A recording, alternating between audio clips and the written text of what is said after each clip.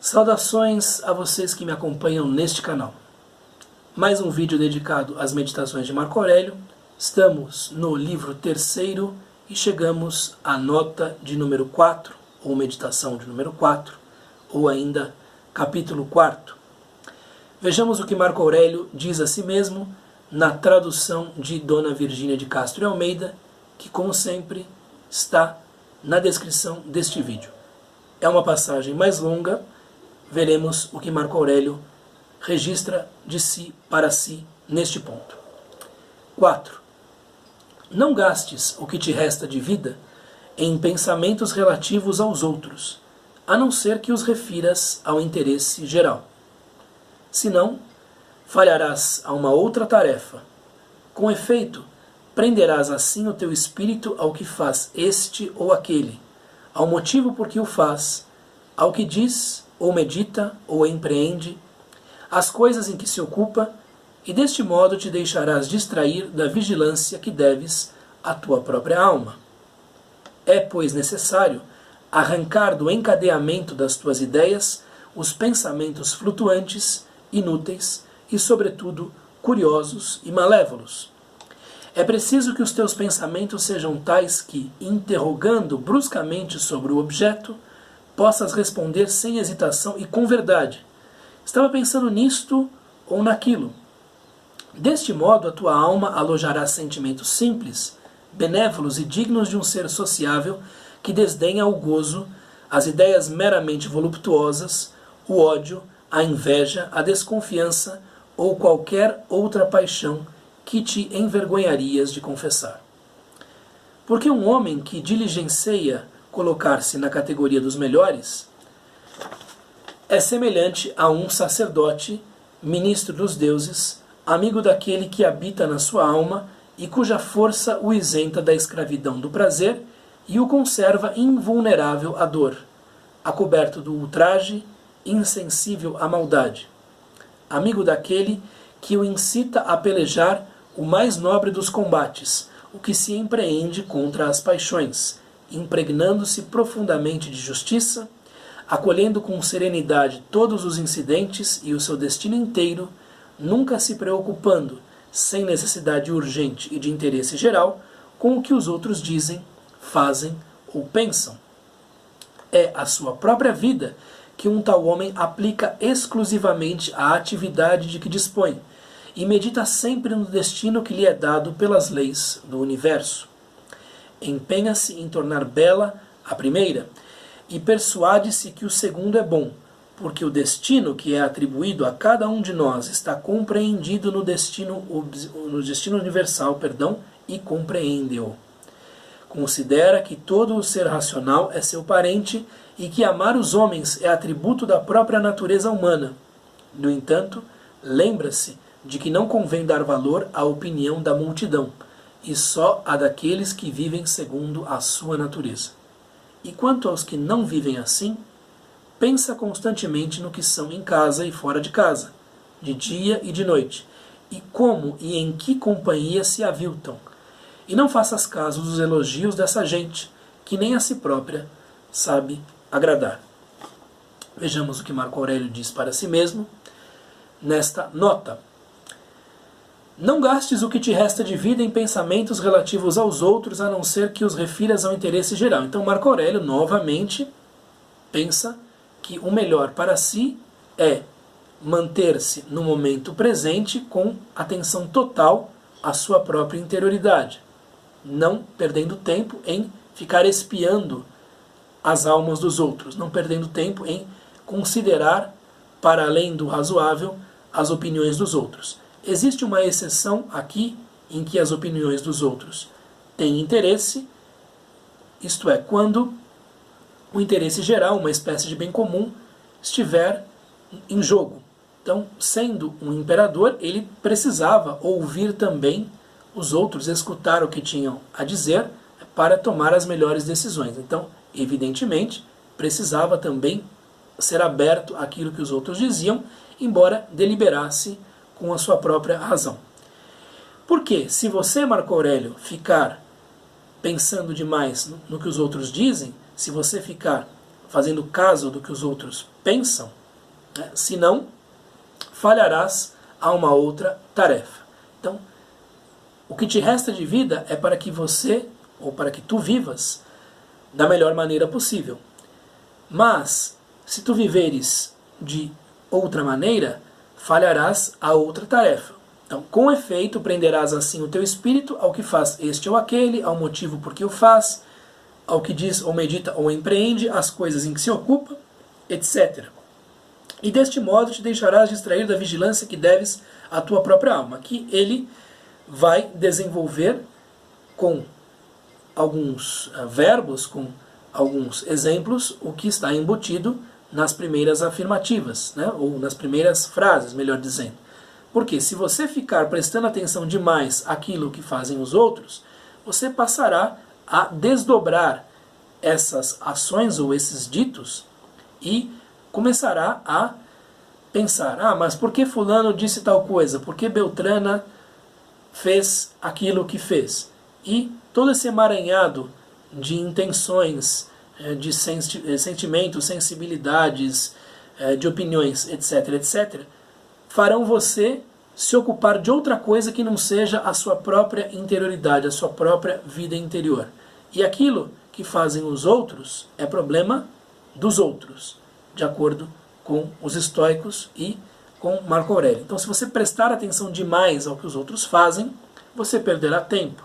Um tempo que poderia ser muito mais bem empregado com o cultivo da sua própria interioridade. É, pois, necessário arrancar do encadeamento das tuas ideias os pensamentos flutuantes, inúteis e, sobretudo, curiosos e malévolos. E aqui se subentende os pensamentos relativamente aos outros, né? Os pensamentos flutuantes, inúteis e curiosos e ou malévolos relativamente aos outros. Porque esses julgamentos que fazemos com relação aos outros, essa curiosidade que temos relativamente aos outros, quando não diz respeito a nada maior, quando se trata apenas de uma vontade, por assim dizer, mexeriqueira, ou de uma vontade malévola, para que nos sintamos melhores do que essas pessoas, né? São mera perda de tempo. E o tempo é, segundo o entendimento estoico, algo preciosíssimo, a posse do único bem, né, que de fato temos em nossas mãos. Então, perder tempo perscrutando as interioridades alheias, espiando as almas de outrem, querendo saber por que fulano, Beltrana, Cicrana fizeram tais coisas, é, evidentemente, desperdiçar a sua vida. Fazer algo que não vale a pena. E é, muitas vezes, um exercício de uma espécie de má-fé, de uma espécie de má vontade, malevolência, e por aí vai.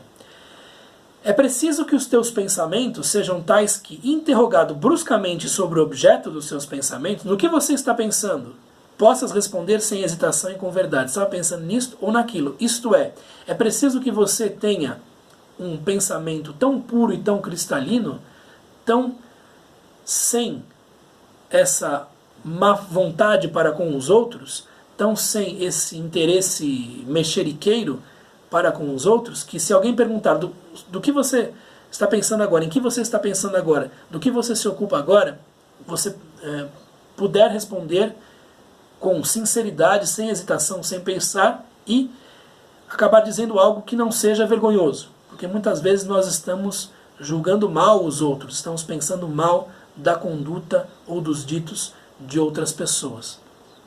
Então é necessária uma purificação, é necessário purificar-se desse tipo de pensamento, desse encadeamento de ideias. Okay? Então Marco Aurélio reconhece que ele mesmo incorria nessas sessões mentais de julgamento muito duro dos outros.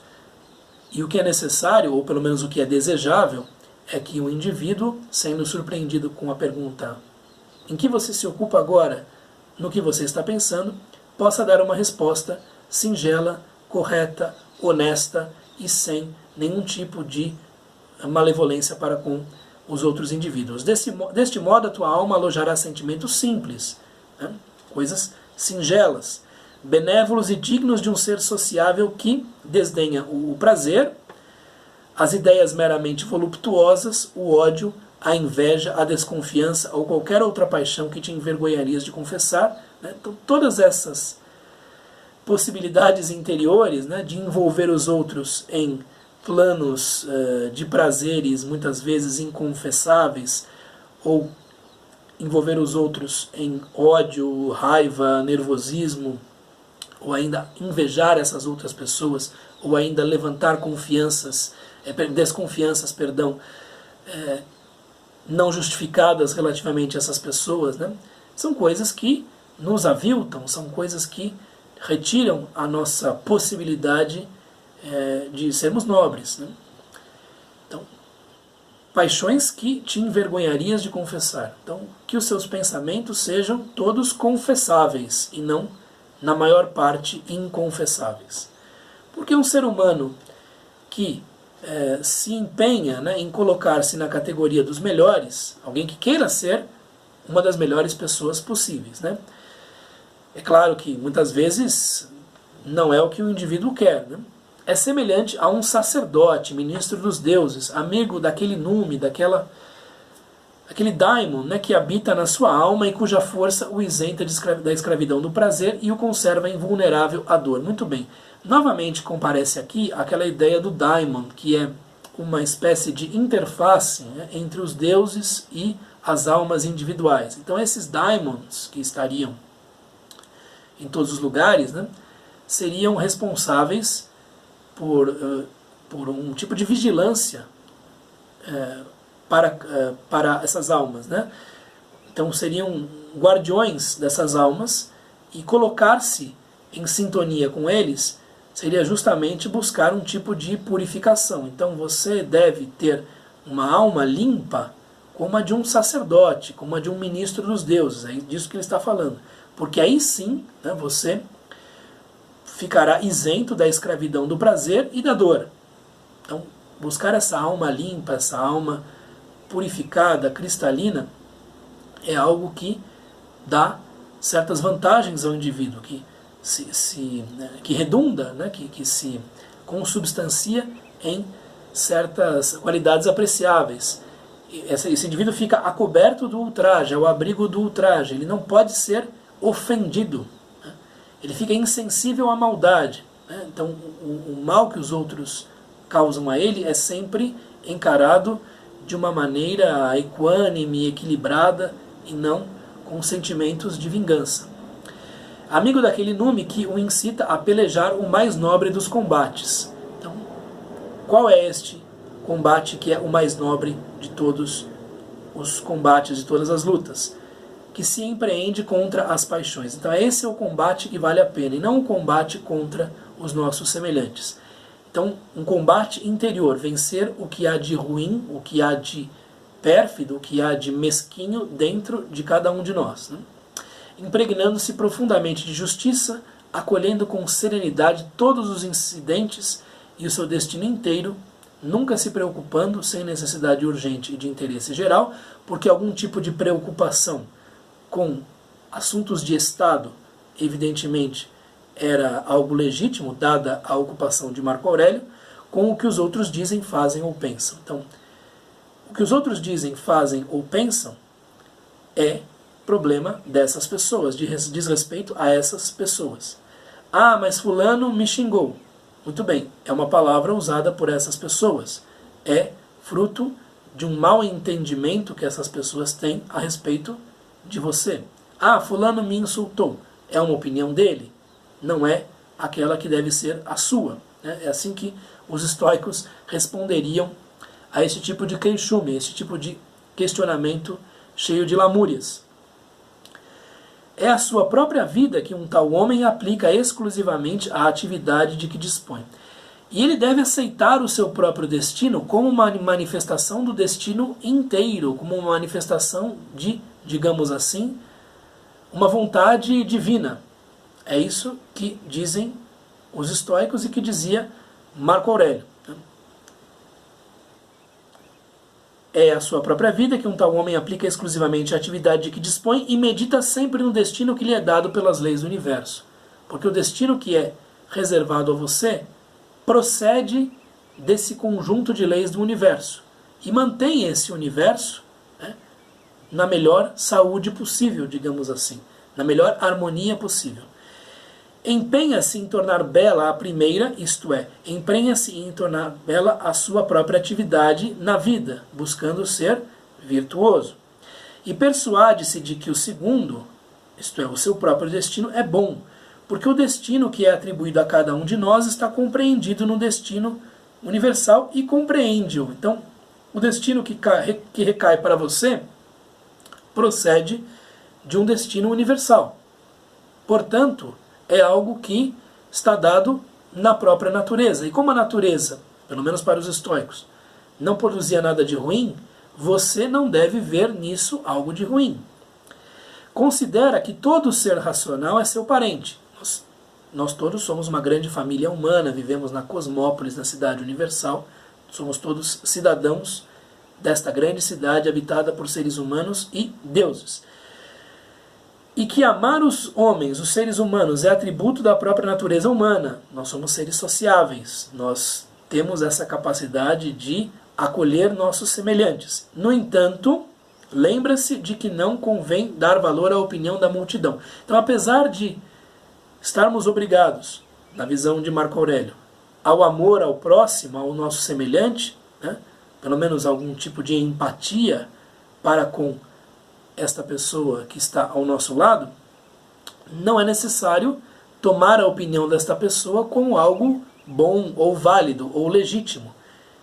Especialmente do ser multitudinário, especialmente a multidão, especialmente um certo senso comum que é antifilosófico. E só a opinião daqueles que vivem segundo sua natureza, isto é, só a opinião dos filósofos, que são aqueles verdadeiramente educados. Então, há um elitismo aqui por parte de Marco Aurélio? Puxa vida, se há. E quanto aos que não vivem assim, aos que não vivem segundo a natureza, os que não procuram aprender com a natureza como viver, isto é, os não filósofos, os não amantes da natureza, os não amantes, perdão, da sabedoria, mas da sabedoria que está na própria natureza, pensa constantemente no que são em casa e fora de casa, de dia e de noite, e como e em que companhia se aviltam. É muito interessante porque Marco Aurélio diz que é feio, é ruim, é uma manifestação de malevolência pensar mal das pessoas, mas aqui ele diz, olha, veja que muitas dessas pessoas, muitos desses indivíduos cuja opinião parece prezada, na verdade são seres humanos que não agem bem. Às vezes agem bem fora de casa, mas dentro de casa são pessoas viciosas, né? Se aviltam, se tornam vis, piores.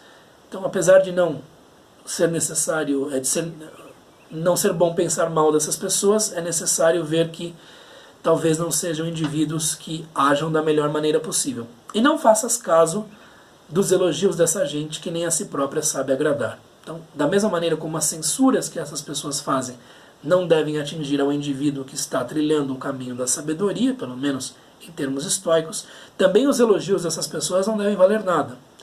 Porque estar a coberto do ultraje, estar ao abrigo do ultraje é também estar ao abrigo dos elogios.